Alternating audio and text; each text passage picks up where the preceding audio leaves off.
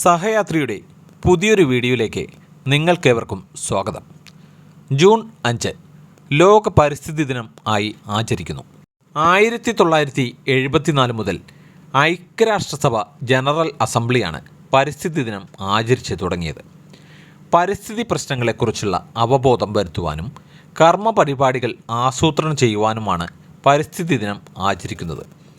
എന്നാൽ ഇന്ന് ഈ ദിനം പ്രത്യേകിച്ച് കേരളത്തിൽ പ്രഹസനം മാത്രമായി ആചരിക്കുന്നു.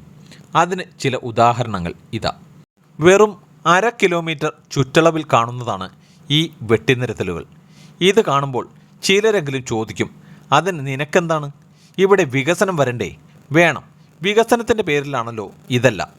ഒന്ന് ഓർമ്മ വേണം, വരും തലമുറയോട് നാം കാണിക്കുന്ന ക്രൂരതയാണ് ഇതെല്ലാം. കവയത്രി സുഗതകുമാരിയെ ഓർത്തുപോവുകയാണ്.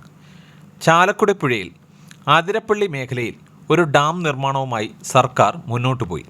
എന്നാൽ ടീച്ചറും മറ്റ് പ്രകൃതി സ്നേഹികളും ശക്തമായ പോരാട്ടം നടത്തിയതിന് ഫലമായി ആ പദ്ധതി ഉപേക്ഷിക്കപ്പെട്ടു.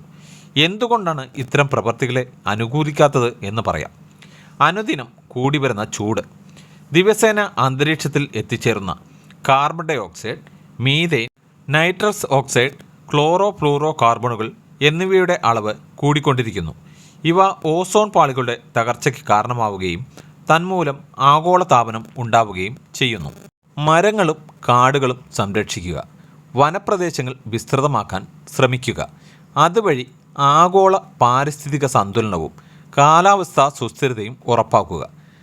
പ്രകൃതി ദുരന്തങ്ങളിൽ നിന്നും പാഠം ഉൾക്കൊള്ളുന്നില്ല എന്നാണ് ഇതിൽ നിന്നും മനസ്സിലാക്കേണ്ടത്. വർഷങ്ങളായുള്ള വളർച്ചയുടെ പരിണിത ഫലങ്ങളാണ് ഓരോ മരങ്ങളും.